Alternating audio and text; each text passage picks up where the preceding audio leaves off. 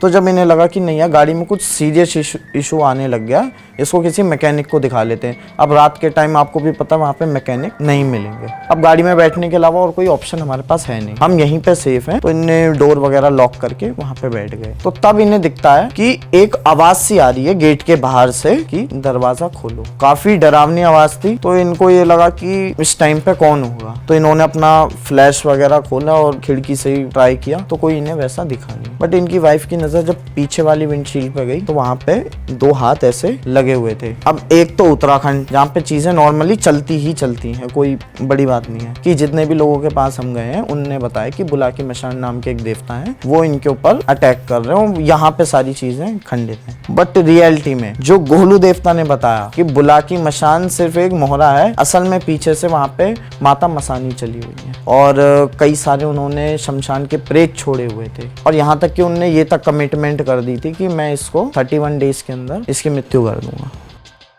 हाँ तो दोस्तों, स्वागत है आपका हमारे नए पॉडकास्ट में। और ये पॉडकास्ट आपका फेवरेट जॉनर का है, हॉरर का।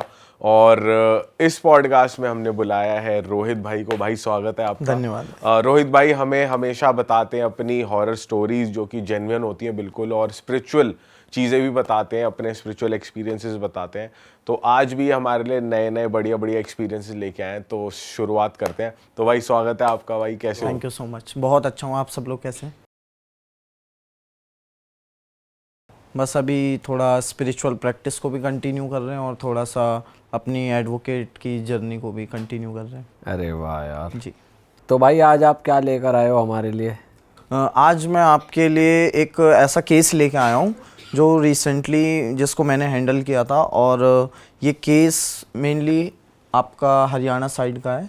हरियाणा में एक गांव है, वहाँ के ये लोग थे। तो मैं आपको शुरू से बताता हूँ। एक फैमिली है जिसमें टोटल 8 लोग हैं। एक मदर है, फादर हैं और उनके मतलब बच्चे हैं, उनकी वाइफ है और उनके चाचा चाची हैं। अब वहाँ पे होता क्या है कि जो उनकी फैमिली में एक होता है ना, लोगों के आपस में फैमिली में कई बार कनेक्शंस नहीं बैठते और आपस में जलन की भावना होती है, विच इज़ नॉट करेक्ट। तो हुआ क्या कि जो उनकी बुआ साइड के लोग थे, उनकी बुआ ने क्या किया, आगरा साइड में वहाँ पे एक देवता है जिनका नाम है बाबा वीर बुलाकी। तो यूपी में काफ़ी ज़्यादा ये इनको पूजा जाता है और शक्तियाँ सारी अच्छी होती है, लेकिन इनको गलत में यूज़ किया जाता है। तो अब उन्होंने क्या किया, इन पे एक शक्ति किसी तांत्रिक को बोल के उनको कुछ चंद पैसे देके इनके ऊपर छुड़वा दी ताकि इनका वंश कभी भी आगे ना बढ़ पाए। अब उनको क्या इशू हुआ, जो उनकी वाइफ थी उनको पेट में ऐसी काफ़ी ज़्यादा दिक्कतें बनने लग गई। तो उनको ऐसा फील हुआ कि हमें डॉक्टर से कंसल्ट करना चाहिए। अब जब वो डॉक्टर के पास गए तो डॉक्टर ने बोला कि सारी जितनी भी रिपोर्ट्स हैं ये बिल्कुल नॉर्मल है, इसमें ऐसा कुछ भी नहीं है कि हम जिसका इलाज कर पाएँ। तो जब उन्हें लगा कि ये सारी चीज़ें भी नहीं हैं तो एक बार बाकी जगहों पे जाके जैसे कोई तांत्रिक हो गए, ओझा हो गए, या जो भी लोग भगत वगैरह होते हैं उनके पास जाके एक बार दिखवाया जाए कि क्या पता कोई ऊपरी चक्कर हो। तो अब उन्होंने क्या किया, वो जिसके पास भी जाते थे उन्हें ये चीज़ तो पता चल जाती थी कि इस पे ज़रूर कुछ कराया हुआ है। लेकिन सबसे इंटरेस्टिंग चीज़ ये होती थी कि जैसे ही वो लोग वहाँ से हटते थे, कुछ ना कुछ टाइम के बाद जो भी लोग उनके बारे में बताता उनके साथ कुछ ना कुछ दुर्घटना होनी स्टार्ट हो जाती थी। अच्छा, जो उपाय कर रहा है उनके साथ? जी, मतलब जो उनको बता रहे हैं ना, कंसल्ट कर रहे हैं, जो उन्हें बता रहे हैं कि हाँ ऐसी ऐसी चीज़ है, आपका ये उतारा होगा, आप इस तारीख को आ जाना। तो अगली डेट आने से पहले उनके साथ कुछ ऐसा हो जाता था कि वो खुद ही उन चीज़ों से पीछे हो जाते थे। अब उनके साथ क्योंकि मेन चीज़ थी कि सबको जो लगता था कि वहाँ पे एक ही शक्ति चल रही है, लेकिन उसके बैकग्राउंड में पीछे काफ़ी सारी शक्तियाँ चल रही थी जो उन्हें भी नहीं पता चल रहा था। अब होता क्या, उन्हें नॉर्मली किसी ने बताया कि आप एक काम करिए, आप उत्तराखंड में जाइए, उत्तराखंड में नीम करौली बाबा का मंदिर है और वहाँ पे आप उनके दर्शन भी करना, और उत्तराखंड देवभूमि है, वहाँ पे आपको सॉल्यूशन मिल जाएगा कुछ ना कुछ। भाई हम इस टेंपल में गए हैं, बहुत ही ज़बरदस्त एनर्जी है वहाँ की। हम तीनों साथी गए थे एक बार, तो बहुत ही अच्छा एक्सपीरियंस था हमारा। नहीं काफ़ी, और वहाँ की एनर्जी भी काफ़ी ज़्यादा जागृत है। अगर आप वहाँ पे एंटर करते हो तो आपको एक अलग एनर्जी फील हो जाती है भाई, वो फील हो जाती है। तो वो इसी उम्मीद से गए थे कि हम वहाँ पे जाएंगे तो हमें कुछ ना कुछ वहाँ पे सॉल्यूशन मिलेगा, या फिर हमें वहाँ पे कोई सिद्ध संत मिल जाएंगे जो हमें ठीक कर देंगे। अब होता क्या है कि फ्राइडे की रात को ये हस्बैंड और वाइफ दोनों अपनी गाड़ी लेके दिल्ली से, मतलब ये अपने चाचा के यहाँ पे आए हुए थे, तो ये वहाँ से निकलते हैं। तो जब ये निकलते हैं तो दिल्ली क्रॉस करते ही एक बीच में जगह पड़ती है, जब ये मेरठ और आपका मेरठ पार करते हैं, उसके बाद हापुड़ वगैरह पार करने के बाद जब उत्तराखंड की टेरिटरी में घुसते हैं तो जो काशीपुर है वहाँ पे इनकी गाड़ी ख़राब हो जाती है। अच्छा। इनकी गाड़ी ख़राब हो जाती है तो इन्होंने जैसा मेरे को बताया कि जब ये गाड़ी चला रहे थे आगे इंजन हीटिंग का प्रॉब्लम शो हो रहा था गाड़ी की डिस्प्ले में, तो इनने गाड़ी साइड में लगाई, गाड़ी का खोला, तो जैसे ही उनने चेक किया तो उसमें काफ़ी ज़्यादा मतलब हीट कर रही थी गाड़ी, तो इन्हें लगा आई थिंक इसमें पानी वगैरह डाल देंगे तो ठीक हो जाएगी। तो इन्होंने उसमें पानी वगैरह डाला, कूल डाउन होने के लिए उसको 10-15 मिनट का रेस्ट दिया और फिर जब लेके गए आधे घंटे बाद फिर वही प्रॉब्लम। तो जब इन्हें लगा कि नहीं यार गाड़ी में कुछ सीरियस इशू आने लग गया, इसको किसी मैकेनिक को दिखा लेते हैं। अब रात के टाइम आपको भी पता वहाँ पे मैकेनिक नहीं मिलेंगे। अब इनके साथ सबसे बड़ी ट्रेजेडी क्या हुई कि जैसे तैसे इनका एक ही मोटिव था कि नैनीताल बस पहुँच जाएँ, क्योंकि सुबह दर्शन करने थे, तो इनको ये था मॉर्निंग में मार्केट खुल जाएगी तो वहीं से मैकेनिक से गाड़ी भी ठीक करा लेंगे और अपना हरियाणा को आ जाएंगे।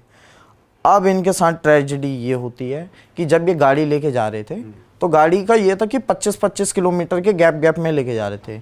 25 किलोमीटर चलाई, पानी फिलअप किया, फिर 25 किलोमीटर ऐसे। और पहाड़ों में गाड़ी को वैसे भी एनर्जी ज़्यादा लगती है क्योंकि चढ़ाई होती है। अब वहाँ पे ये होता है कि पीछे से एक SUV गाड़ी इनको ज़ोर से आके हिट करती है, और जैसे ही ये मतलब जब तक पीछे मुड़ के देखते हैं तो वो उतनी देर में चले जाते हैं। अब इनकी गाड़ी वहाँ पे हो गई थी प्रॉपर बंद, इनको वहाँ पे मतलब दूर दूर तक कुछ नहीं दिख रहा था, सिर्फ अंधेरा था और जंगल था पूरा। तो तब इनको मतलब काफ़ी ज़्यादा डर भी लगा, चीज़ें भी लगी। तो तब जब ये दोनों हस्बैंड वाइफ गाड़ी में बैठे हुए थे तो इनका ये था कि अब गाड़ी में बैठने के अलावा और कोई ऑप्शन हमारे पास है नहीं, हम यहीं पे सेफ़ हैं। तो इनने डोर वगैरह लॉक करके वहाँ पे बैठ गए। तो तब इन्हें दिखता है कि एक आवाज़ सी आ रही है गेट के बाहर से कि दरवाज़ा खोलो। काफ़ी डरावनी आवाज़ थी, तो इनको ये लगा कि इस टाइम पे कौन होगा। तो इन्होंने अपना फ्लैश वगैरह खोला और खिड़की से ही ट्राई किया तो कोई इन्हें वैसा दिखा नहीं। बट इनकी वाइफ की नज़र जब पीछे वाली विंडशील्ड पे गई तो वहाँ पे 2 हाथ ऐसे लगे हुए थे। अब एक तो उत्तराखंड जहाँ पे चीज़ें नॉर्मली चलती ही चलती हैं, कोई बड़ी बात नहीं है। तो तब इनकी हार्ट बीट हो गई बहुत ज़्यादा तेज़ की। अब यहाँ पर पता नहीं कौन सी चीज़ें आ गई, एक तो हम वैसे ही परेशान हैं और ऊपर से हम यहाँ पे आके फंस और गए उल्टा। नॉर्मल इंसान के ही हाथ थे वो पीछे जी गाड़ी जी में? जी जी। अच्छा। तो तब इन्होंने क्या किया, अपने फ़ोन्स में बजरंग बाण आपने सुना होगा, मेनली लोग मतलब भूत प्रेतों से बचाव के लिए यूज़ करते हैं या हनुमान चालीसा, तो इन्होंने बजरंग बाण का वो चालू कर दिया कि एटलीस्ट रात कट जाए। तो ठीक है, वो रात कट गई। बट फिर वहाँ पे जब ये सुबह मॉर्निंग में उठे, इनने अपनी गाड़ी वगैरह ठीक करवाई, तो तब जाके जब इनने नीम करौली बाबा के दर्शन किए तो वहाँ से बाहर आते वक्त ना रोड की लेफ़्ट साइड पे एक गुरुजी खड़े हुए थे। तो वो इनको देख के बुलाते हैं कि इधर आओ। बोला आप यहाँ पे क्यों आए हैं, किसी मन्नत के लिए आए हैं या कैसे? तो उन्होंने बोला कि नहीं, हम ऐसे ऐसे परेशान हैं बहुत ज़्यादा, और हमारे को मेन ये है कि पुत्र का या बच्चे का सुख हमें प्राप्त नहीं हो रहा, और डॉक्टर भी बता रहे हैं कि ऐसी कोई दिक्कत वाली बात नहीं है और बाकी सब चीज़ ठीक है, तो हमें समझ में नहीं आ रहा क्या हो रहा है। तो वो ये कहते हैं कि अच्छा आप यहाँ पे आए हो, अच्छी बात है, और एक बार ना आप एक काम करो कि उत्तराखंड आपका वापस आना जाना पॉसिबल नहीं हो पाता, दिल्ली में ही एक व्यक्ति हैं, आप उनके पास दिखा लीजिए। तो उन्होंने मेरा मतलब वहाँ पे बोला कि हाँ आप इनके पास चले जाना। आप जानते थे उन बाबा को? हाँ, क्योंकि उत्तराखंड में मेनली जो गुरुज लोग हैं ना, उनके साथ हमारे लिंकअप्स हैं। तो मतलब एक ये भी है कि मेरे दादाजी भी उसी स्पिरिचुअल लाइन से कनेक्टेड थे, और ऊपर से हमारे इतने सारे पॉडकास्ट भी हुए हैं और बाकी चीज़ें भी हैं। तो उत्तराखंड के मेनली कुमाऊँ रीजन में मेरे को मोस्टली लोग जानते हैं। तो अब उन्होंने ये उनको सजेस्ट किया, तो फिर वो दिल्ली आए। तो दिल्ली आने के बाद उनने मेरे को इंस्टा पे कनेक्ट किया। तो जब मैंने उनसे कनेक्ट हुआ तो जो उनने बताया कि इन गुरुजी ने आपके बारे में बताया था ऐसे ऐसे ऐसे, तो मैंने पहले उन गुरुजी को कॉल किया। मैंने हाँ आप भी, क्योंकि देखिए हर किसी का एक एक्सपीरियंस होता है, अगर उन्होंने हमारे पास भेजा तो उसका कुछ रीज़न है। तो तब उन्होंने बताया कि इनके ऊपर कुछ चीज़ें हैं और आपके घर में वैसी प्रबल शक्तियाँ हैं, तो आप एक बार देख लो अगर कुछ हो सकता है तो अब वहाँ पे इंटरेस्टिंग चीज़ ये थी कि उन्होंने मुझे ये बताया कि जितने भी लोगों के पास हम गए हैं उनने बताया कि बुलाकी मशान नाम के एक देवता हैं, वो इनके ऊपर अटैक कर रहे हो, यहाँ पे सारी चीज़ें खंडित हैं। बट रियलिटी में जो गोलू देवता ने बताया कि बुलाकी मशान सिर्फ एक मोहरा है, असल में पीछे से वहाँ पे माता मसानी चली हुई है। उनके बैकग्राउंड में माता मसानी चली हुई थी और कई सारे उन्होंने शमशान के प्रेत छोड़े हुए थे। वो वाला चीज़ कोई पकड़ नहीं पाया था, सबको ये लग रहा था कि सिर्फ एक चीज़ है जो इतनी चीज़ें कर रही है। थे पर ये सारे, हाँ ये सारे थे। तो तब क्या हुआ, जब उनकी ये सारी चीज़ें पता लगी तो हमने सिंपली रिक्वेस्ट किया कि हाँ आप इनको ठीक करके दो, जो भी आपकी पूजा होगी या फिर जो भी चीज़ें होंगी वो हम आपको करके देंगे। तो बाय गॉड ग्रेस उनके साथ क्या होता है, जैसे ही वो घर पे अपने जाते हैं तो घर पे जाते ही वो लेटते हैं, तो मैं आपको एक वीडियो भेजूँगा, उनके सीसीटीवी कैमरा में वो फुटेज प्रॉपर दिखी है कि ब्लैक कलर की शैडो उनके घर के आहर बाहर। अच्छा प्रॉपर दिख रहा है वीडियो? जी, और वो प्रॉपर एक प्रूफ है कि चीज़ें होती हैं। वो सारी चीज़ें जब उनने देखी मॉर्निंग में तो उनने मेरे को कॉल किया कि आपने जो जो बताया था वो हमने किया, ये सारी चीज़ें क्या हैं। तो वो सारी जो चीज़ें थी वो भैरव बाबा के और इन सब के गण थे जो उनकी रक्षा के लिए वहाँ पे खड़े थे, क्योंकि कंटिन्यूसली वहाँ पे तंत्र चल रहा था। तो जब उनने ये सारी चीज़ देखी कि इतनी सारी चीज़ें कंटिन्यूसली वे में हो रही हैं, तो बाद में जब उनकी पूजा हुई तो उन फीमेल की बॉडी पर वो सारी चीज़ें आईं। उन्होंने अपने बारे में बताया कि हाँ हमें ऐसे ऐसे भोग प्रसाद दे के भेजा हुआ है, और यहाँ तक कि उनने ये तक कमिटमेंट कर दी थी कि मैं इसको 31 डेज़ के अंदर इसकी मृत्यु कर दूँगा, लेडी की? जी। अच्छा। क्योंकि उन्होंने क्लियर बोला था कि हमें इसको भेजा ही मारने के लिए है और हमें भोग प्रसाद दे के भेजा है, और हमारा जो अभी मेन वो है कि इसकी मृत्यु हो जाएगी, और इसका मतलब वो चीज़ें जो आप सोच रहे हो करने की वो हो ही नहीं सकता। और उसने क्लियरली धमकी दी थी कि आपसे पहले भी जो बाकी आए उनके साथ दुर्घटना हुई है, आप अपना देख लो कि तुम्हें कैसे बचना है। तो हमारे जो देवता हैं उन्होंने उल्टा चैलेंज कर दिया कि अब मैं इनकी रक्षा के लिए खड़ा हूँ, आप अपने जैसे और भी हों उन्हें भी बोल देना कि आप आ जाओ, क्योंकि जो न्याय करता है वो हमेशा जस्टिस करेगा। अगर किसी ने कुछ गलत नहीं किया तो उसके साथ होने भी नहीं देगा। तो तब उनकी वो सारी चीज़ों को वहाँ पे बंधन किया गया, उनके घर की सारी चीज़ों को बांध के, जो भी चीज़ें थी उनको प्रॉपर तरीके से उनका हवन वगैरह करके उन चीज़ों को पूरी तरीके से उनके घर से हटाया गया। और आज के टाइम पे उनका मतलब कंसीव हो चुका है, और जनवरी-फरवरी तक में डॉक्टर ने डेट दे रखी है कि वो माँ भी बन जाए। अरे वाह। तो मतलब ये एक तरीके से सारी चीज़ें ही ठीक हो गई। जी जी, ये मतलब प्रभु की कृपा है कि उस तरीके से मतलब जो इतनी हैवी चीज़ें थी जिसको नहीं कर पा रहे थे, क्योंकि इंसान के ना बस की कुछ भी नहीं है। अगर हमारे ऊपर कोई सपोर्ट ना हो या भगवान हमारे साथ ना हो तो हम भी कुछ नहीं कर सकते। बट जैसे उनका सिर्फ बेबी नहीं हो रहा था, यही प्रॉब्लम थी, या और भी चीज़ें हो रही थी घर में उनके साथ? नहीं, मेन इशू बेबी का नहीं था। बेबी का इशू सिर्फ वो इशू था जो उनको दिखने में आ रहा था, लेकिन असल इशू ये भी था कि उनको कई चीज़ें ना रात में परेशान भी करती थी। जैसे जब वो सोते थे तो नॉर्मली गंदे गंदे सपने आना, तो उन्हें ये लगता था कि ये नॉर्मल ही है, क्योंकि बिना सपने के कोई रात जाती नहीं है। तो उन्हें ये लगता था ये सब नॉर्मल ही हो रहा है, लेकिन इन रियलिटी वो सारी चीज़ें उनके शरीर को धीरे धीरे ख़राब कर रहे थे। और भी कुछ हो रहा था सपने के अलावा? सपने हो रहे थे, और कितनी बार उन्होंने बताया ब्लैक कलर के स्पॉट्स उनकी बॉडी में पड़े हुए हैं, उसकी तक उन्होंने मेरे को फ़ोटो भेजी हुई है जी, कि कैसे उनके हाथ में बैक पे ब्लैक ब्लैक कलर के स्पॉट्स पड़े। नील जैसे पड़ जाते। जी जी जी जी बिल्कुल। ओ, तो काफ़ी ऐसी सारी चीज़ें थी जिसको टैकल किया गया। और फिर ये वो पता चला किसने कराया, कैसे हुआ? जी, उनकी बुआ ने कराया था।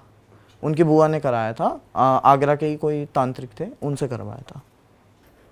तो तांत्रिक ने वापस नहीं लगाया शक्तियाँ? जब तांत्रिक को भी तो पता चल जाता है वहाँ से इलाज चल रहा है, तो उसने वापस कुछ लगाया? उसी के लिए तो भैरव बाबा वहाँ पहरा दे रहे थे, जो वो परछाइयाँ घूम रही थी ना, क्योंकि तंत्र शक्ति में काली और भैरव से बड़ा कोई नहीं है। जहाँ ये दो होते हैं वहाँ सारे पीछे हटते हैं। भैरव बाबा का आप बता रहे थे उत्तराखंड से भी कनेक्शन है, वो भी बता। जी, हमारे जो उत्तराखंड में भैरव बाबा पूजे जाते हैं ये गौड़ बंगाल से आए हुए हैं। मतलब एक मतलब जो हमारे भैरव हैं ये बंगाल से इनको लाया गया है। अच्छा जी, हमारे उत्तराखंड में एक भाई हुए, टमटा कहते हैं। टमटा एक कास्ट होती है जो मेनली जो तांबे के बर्तन होते हैं ना उनका काम करते हैं। जैसे आप अगर कभी उत्तराखंड में गए हो तो आपने देखा होगा वहाँ की जो पानी वगैरह पीने के लिए भी बर्तन इस्तेमाल होते हैं, तांबे की गगरी और तांबे के गिलास, तांबे की थाली वगैरह। तो पहले तांबे की चीज़ें बहुत यूज़ होती थी। जो टमटा थे ना वो काफ़ी सारे उन्होंने बर्तन बनाए, और बर्तन बनाने के लिए मतलब इतनी मेहनत इसलिए करी क्योंकि पहले क्या करना पड़ता था, जैसे बहुत सारे सामान बनाया और उन्हें फिर मार्केट में जाना पड़ता था बेचने के लिए। अब होता क्या है कि उन्होंने काफ़ी सारी चीज़ें बनाई, उनकी 2 बेटियां भी थी, तो उन बेटियों को बोला कि मैं जब तक ये बेच के आता हूँ तब तक आप अपनी माँ का ख्याल रखो और यहाँ पे मतलब अपनी माँ की मदद करना काम में, घर के काम में। तो वो बेचने के लिए अपना गांव छोड़ के चले जाते हैं। अब वहाँ पे 22 भाई नेगी रहते थे। तो जो 22 भाई नेगी थे उनके साथ ये था कि वो लोग थोड़े से ना छल करने वाले किस्म के लोग थे। तो उन्होंने क्या किया कि टमटा की जो बेटियां थी उनका टॉपिक मैं अभी बताऊंगा। नेपाल में ना पहले आपको पता हो गोरखाओं का राज था, जैसे अभी भी वहाँ पे गोरखा कम्युनिटी है। तो नेपाल के एक थे नैन सिंह गोरखा, तो उन्होंने क्या कर रखा था, जो नेगी भाई थे उनको एक तरीके से वो दे रखा था, काम दे रखा था कि आपको यहाँ से मेरे को टैक्स जनरेट करके देना है, क्योंकि पहले गोरखाओं का राज था उत्तराखंड में। तो वहाँ से कर वसूल करके वो गोरखाओं को देते थे। तो अब उन्होंने क्या किया, 12 वर्ष तक का जो कर था ना वो स्वयं खा गए और वहाँ तक कुछ पहुँचाया नहीं। तो जब नैन सिंह गोरखा ने देखा हर जगह से आ गया, वहाँ से नहीं आया है, तो तब जाके वो सारे गए उस गांव में। तो जब वो गांव में जा रहे थे ना, तो जो टमटा की 2 बेटियां थी उनकी नज़र उस पर पड़ गई। अब उन्होंने उसको देखा, उन्हें वो काफ़ी ज़्यादा प्रभावित हुए, काफ़ी सुंदर थी वो दिखने में। तो उन्होंने क्या किया, वो गांव की तरफ जाने लग गए। तो अब जो नेगी थे सारे, तो उनसे बोला कि भाई लाओ मेरा कर। तो उन्होंने बोला कि महाराज अभी हम पे कुछ भी नहीं है, और जो भी था वो हम यूज़ कर चुके हैं, अभी हमारे पास आपको देने के लिए कुछ भी नहीं है। तो वो ये बोलते हैं फिर तो या तो दंड के भागी बनो, या तो फिर तुम्हारे इधर गांव में मैंने 2 लड़कियां देखी हुई हैं, इनको मेरे पास छोड़ के चले जाओ। तो तब वो बोलते हैं कि ठीक है हम कुछ करते हैं। तो जो नेगी लोग भी थे ना, इनके पास भी 52 प्रकार की विद्या थी। अच्छा। तो एक विद्या का नाम बताते सूनी विद्या। तो इन्होंने क्या किया, सूनी का मंत्र मार के रात में पूरे गांव को ही सुला दिया। तो जब सूनी विद्या का मंत्र मार के पूरे गांव को सुला दिया, तो तब जाके गए और उनके वहाँ पे सिंदूरी मंत्र नाम का भी एक मंत्र होता है, वो उन 2 लड़कियों पर मारा। तो आगे से जा रहे हैं नेपाली गोरखा और पीछे से उनकी लड़कियाँ चल रही हों, पूरा गांव सोया पड़ा है। अब अगले दिन जब गांव वाले नोटिस करते हैं कि दूसरे गांव वाले कि यहाँ पे आज कोई उठ क्यों नहीं रहा, तो वो जब जाते हैं तो गांव में सब सो रहे होते हैं। तो पानी वगैरह मार के उनको जगाया जाता है कि भाई उठो। तो वो ये देखते हैं सब हैं, बस वो 2 लड़कियां नहीं हैं। तो अब उनको ज़्यादा परेशानी इस बात से होती कि इनके पिता अभी घर पे हैं नहीं, जब वो आएंगे उनको जवाब क्या देंगे। तो जब उनके पिता आ रहे होते हैं रास्ते से, तो वो देखते हैं दूर से अपने घर को, तो कहते हैं जैसी चहल पहल मेरे घर में होती थी आज तो वैसी बिल्कुल ही नहीं है, शांत सा लग रहा है। वो घर में जाते हैं, कहते हैं मेरी बेटियाँ कहाँ हैं। तो वो डर के मारे बताते हैं कि आपकी बेटियाँ पता नहीं कहाँ हैं, गायब हो गई। अब या तो उन्हें कोई बाघ वगैरह ले गया होगा, या तो कोई भूत प्रेत का शिकार हो गई होंगी, कहीं गिर गई होंगी। तो वो बोलते हैं ऐसा तो नहीं हो सकता, ऐसा होता तो दोनों को एकदम से कहाँ चले गए रात में। तो वो कहते हैं कि नहीं कुछ करना पड़ेगा। तो तब वो बाकी लोगों से भी पूछते हैं, लेकिन गोरखाओं के डर से कोई बताता नहीं है, जिन्हें मालूम भी था। तो उन्होंने क्या किया, सीधा वो चले गए उत्तराखंड के जो सबसे बड़े गुरु हुए लालमणि उनियाल। तो लालमणि उनियाल के पास जब वो गए अपनी परेशानी लेके, तो तब उन्होंने बोला कि तुम्हारी बेटियां भी गोरखाओं के कब्ज़े में हैं और वहाँ पे नेपाल में कैद हैं। तो वो बोलते हैं अब उनसे मतलब कैसे छुड़वाऊँ, क्योंकि मैं तो उतना सामर्थ्यवान हूँ नहीं। तो तब वो बोलते हैं कि अब तुम सीधा जाओ जोशीमठ में। तो जोशीमठ में थे नरसिंह देवता। तो बोला नरसिंह देवता तुम्हें बताएंगे कि कैसे कैसे क्या करना है। तो वो बड़ी मेहनत करके जब जोशीमठ पहुँचते हैं, नरसिंह भगवान के आगे हाथ जोड़ते हैं, रोते हैं, बिलखते हैं कि आप मेरा इंसाफ करो। तो नरसिंह भगवान जब प्रकट होते हैं तब उन्हें कह देते हैं कि मैं तेरा इंसाफ नहीं कर सकता, क्योंकि मेरा इंसाफ करने में 2 से 3 साल भी लग जाएंगे। क्योंकि नरसिंह देवता क्या करते हैं, इस पक्ष की भी पूरी बात देखेंगे, उस पक्ष की भी पूरी बात देखेंगे, तब जाके वो फैसला करेंगे। मतलब तत्काल फैसला वो नहीं करते। तो उनने बोला उसमें तब तक तेरी पुत्रियों के साथ ना जाने क्या हो जाए। तो उनने बोला अब मैं क्या करूं। तो नरसिंह भगवान उन्हें आदेश करते हैं कि उत्तराखंड के आगे ना चौखाऊ की भूमि है, तो चौखाऊ की भूमि में 2 भाई हुंडिया रहते हैं, तो तुम वहां जाओ, वो तुम्हें आगे का रास्ता बताएंगे कि गौड़ बंगाल से कैसे भैरव को लाना है। अब जब वो वहां पे जाते हैं तो वहाँ पे वो क्या देखते हैं कि 2 भाई हुंडिया, ये क्या होते हैं ना बेसिकली, ये जो मतलब गडरिये देखे ना अपने, जो मतलब भेड़ पालक होते हैं, बकरियां वगैरह चराते हैं, तो इनका मेन काम वही होता है। तो ये बकरियां वगैरह चलाने का इनका काम था। तो अब वो ये देखते हैं कि इनके घर में एक मौत हो रखी है। तो एक उनने बोला ये कौन है। तो उनने बोला ये हमारा ही एक साथी था और इसको ना डाकनी हर के ले गई है, मतलब डाकनी ने इसका वो कर लिया, हरण कर लिया। तो खिचड़ी बना रहे होते हैं, तो वो पूछते हैं कि बताइए आप यहाँ कैसे आए। तो उन्होंने बोला मेरे को नरसिंह देवता ने भेजा है और उन्होंने बोला आपसे गौड़ बंगाल का रास्ता पूछने के लिए, और मेरे को ऐसे ऐसे देवता लाने के लिए बोला है बंगाल से। तो वो बोलते हैं अच्छा आपके साथ क्या क्या हुआ। फिर वो पूरी बात बताते कि मेरी बेटियों को ऐसे अपहरण कर लिया नेपाली गोरखाओं ने, ये सब। तो बाद में जैसे एक होता है ना, ये हिंदू संस्कृति है, सनातन संस्कृति, अगर हम कुछ खाते हैं तो मेहमान को भी पूछते हैं। तो वो जब खिचड़ी खाने वाले थे तो एक थाली में खिचड़ी उनके लिए भी रखते हैं कि आप भी खाओ। तो वो कहते हैं भाई मैं कैसे खा लूँ, तुम्हारे घर में मुर्दा मरा हुआ है और जब तक तेरी भी नहीं होती वो प्रेत आत्मा वहीं भटकती है। तो उन्होंने बोला तुम्हारे घर में तो प्रेत है, सूतक में हम नहीं खाते हैं। तो उन्होंने बोला कि चलो ठीक है। तो उनके पास एक हांडी रखी हुई थी लाल रंग की। तो लाल हांडी का कपड़ा खोल के उसमें काली हांडी और लाल हांडी का जाप मारते हैं। मतलब जब हांडी के अंदर भैरव बाबा थे और भैरव और काली हमेशा दोनों साथ में चलते हैं, तो लाल हांडी में काली और भैरव का जाप मार के जैसे उसमें फूंक मारते हैं, सामने वो जो मुर्दा था वो जिंदा खड़ा हो जाता है। अब टमटा का वहाँ पे दिमाग खराब कि ये कैसे हो गया, जो जिसको मृत्यु आ गई है, जो लेटा पड़ा वो जिंदा कैसे हो गया। तो वो बताता कि ये बकरियां चराते चराते जंगलों में बांसुरी बजाने लग गए थे। तो एक डाकनी ने इनका क्या किया, हरण कर लिया और हरण करके वो ले गई हूण देश में। तो बोला जाता है हूण देश में इनका हरण करके ले गई और डाकनी शाकनी राकनी जितनी भी ये चीज़ें ये चलती हैं भैरव बाबा के नीचे। तो तब जाके भैरव बाबा को वहाँ से आदेश करके हूण देश भेजा गया, वहाँ से उनकी आत्मा को लाके उस बॉडी में ट्रांसफ़र किया गया। तो वो बताते हैं इस वजह से जिंदा है। तो तब टमटा कहता है मेरे को भी अब यही भैरव चाहिए जो मरे हुए को जिंदा कर सकता है, जिंदा किए हुए को मार सकता है, अब मेरे को यही भैरव चाहिए। तो वो बोलते हैं कि आप हीरामणि बंगाली हैं गुरुजी, आप उनके पास जाओ, वो आपको देंगे ये भैरव। अब वहाँ पे जब जाते हैं तो उनसे बोलते हैं महाराज मुझे भैरव चाहिए, मेरी बेटी के साथ ऐसा ऐसा हो गया, न्याय का फैसला करना है। तो वो बोलते हैं मैं नहीं दूंगा ऐसा भैरव। बोला ये भैरव हम हर किसी को देते ही नहीं है, आप अपने घर जाओ, नहीं मिलेगा। तो कहते हैं ना बिना दक्षिणा के लिए कुछ भी नहीं होता।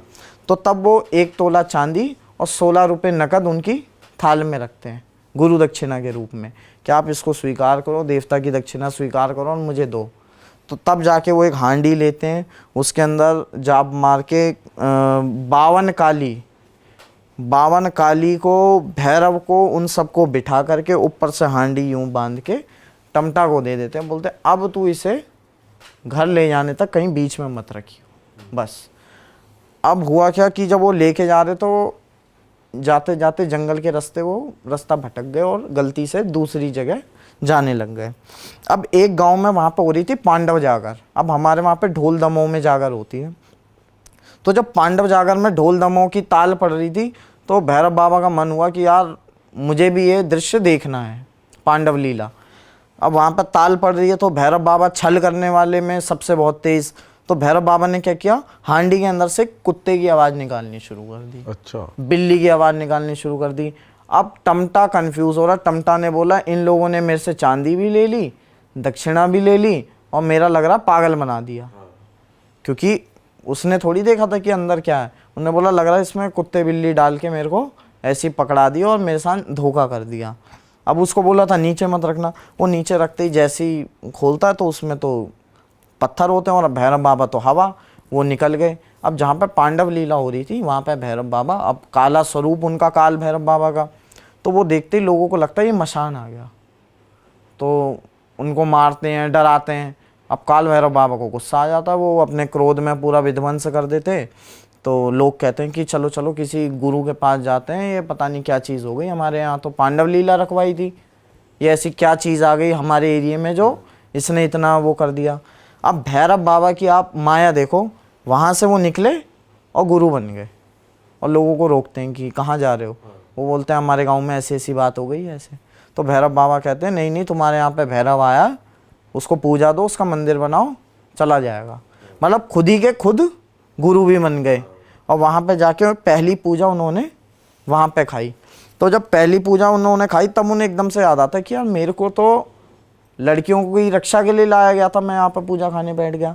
फिर ठीक है, फिर वो वहाँ से हटते हैं। फिर एक काशीलाल नाम के व्यक्ति होते हैं, वो रुदन कर रहे होते हैं, उनके पुत्र नहीं होता, तो उनको 2 पुत्रों का वरदान देते हैं, उनके 2 पुत्र भी हो जाते हैं। तो वहाँ से उनका नाम पड़ता काशीलाल भैरव। तब वहाँ से काशीलाल भैरव होते हुए फिर वो जाते हैं नेपाल।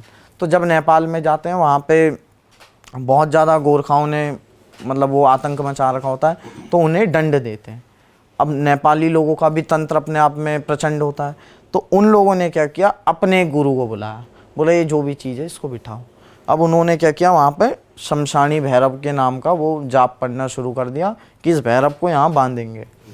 तब भैरव बाबा ने अपना स्वरूप बदल के कचिया भैरव रख दिया, जिसको हमारे यहाँ पे शमशान का भैरव बोल लो या भैरव का सबसे उग्र रूप। और उस भैरव ने उसी गुरु को उसी के घेरे में बांध के वहाँ पे खड़ा कर दिया। अब भैरव बाबा की वहाँ पे उनने माया देख ली सब लोगों ने कि ये वहाँ से चीज़ बहुत ख़तरनाक छूट के आई हुई है। तो अब भैरव बाबा सोचते हैं अगर मैं लड़कियों को इस स्वरूप में लेके जाऊँ तो ये स्वरूप तो बड़ा भयानक है, वो डर के मारे वैसे ही ना मर जाए। तो भैरव बाबा उनके पिता का स्वरूप लेते हैं। तो जैसे उनके पिता का स्वरूप लेते हैं रमोला टमटा का, तो उनके साथ वो अपनी 2 मतलब ऐसे लड़कियों को लेके आते हैं, फिर उनके गांव तक छोड़ देते हैं कि उनके पिता देखते हैं हाँ मेरी बच्ची आ गई है, ठीक है, खुश हो जाते हैं। अब भैरव बाबा को उन्होंने वचन दिया था कि मैं तेरे लिए, मेरा जब सब काम हो जाएगा तो जो मेरा खेत है ना, 6 नाली का खेत है, मैं उसमें तेरा बड़ा सा मंदिर बनाऊंगा, तेरे को पूजा दूंगा। अब भैरव बाबा ने अपना वचन पूरा किया। अब उनकी बेटी आ गई, सब चीज़ हो गया, ठीक है।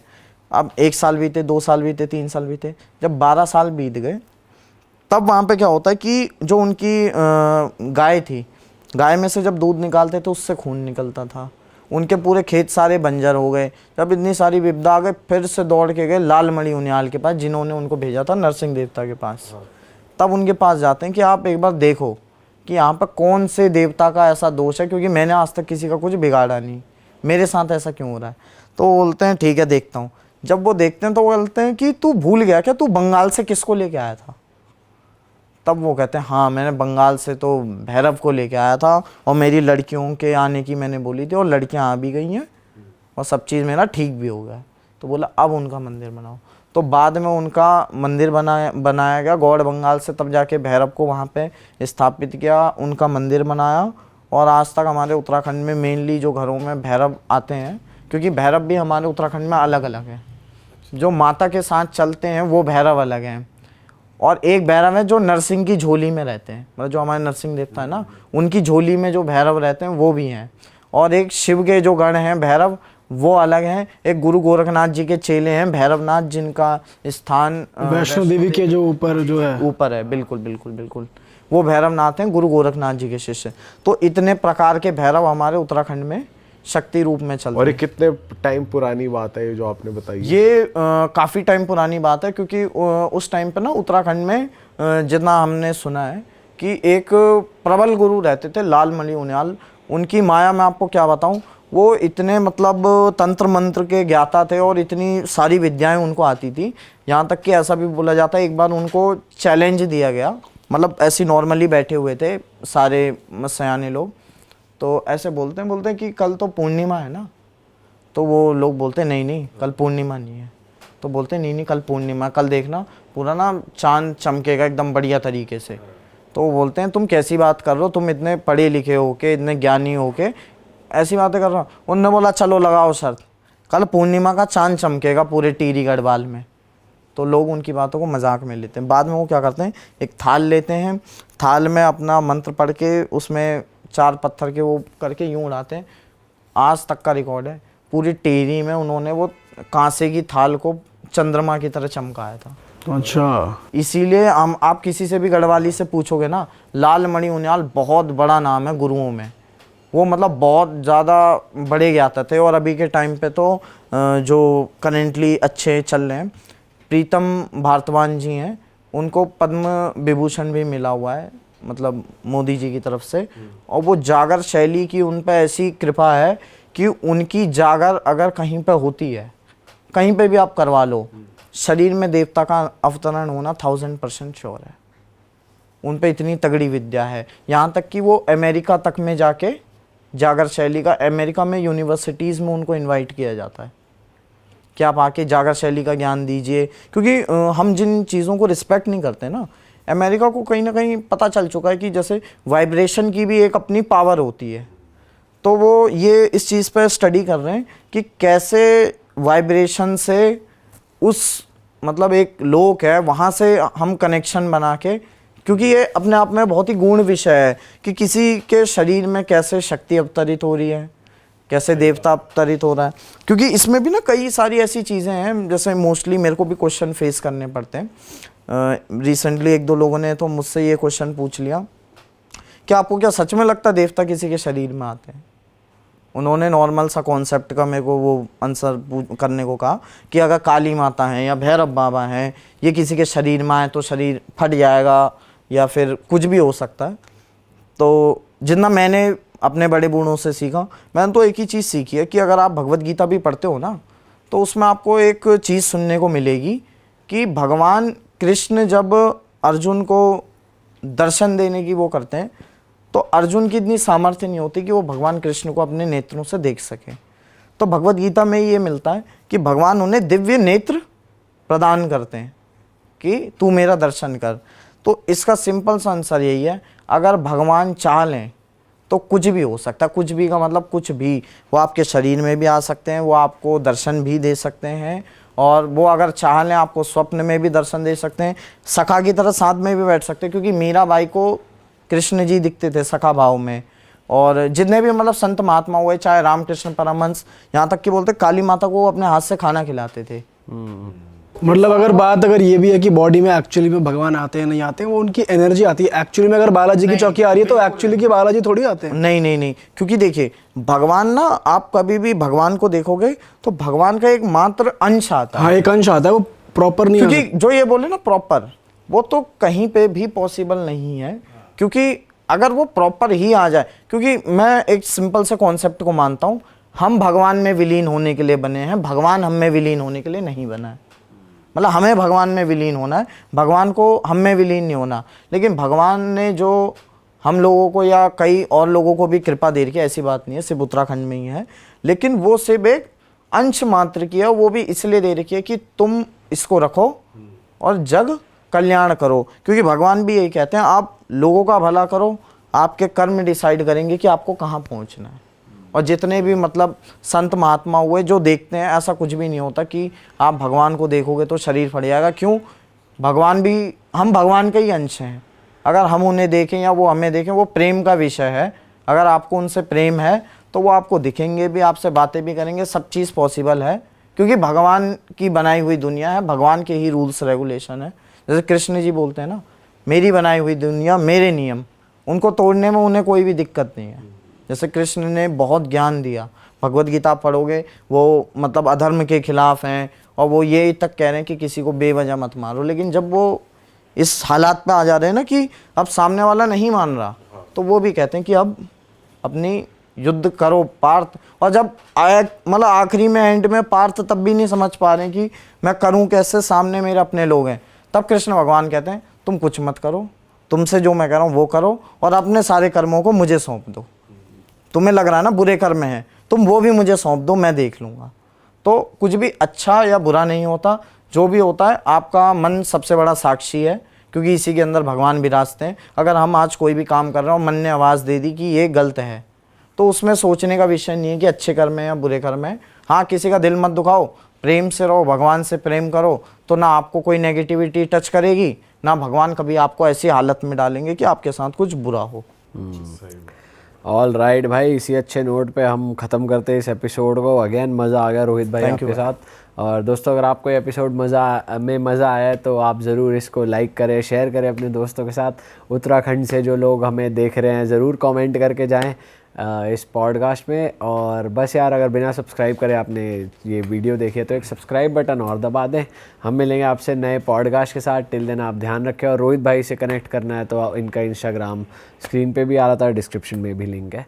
और बस यार, मिलेंगे हम नए पॉडकास्ट में। बाय बाय, टेक केयर, सी जी बाय बाय, टाटा।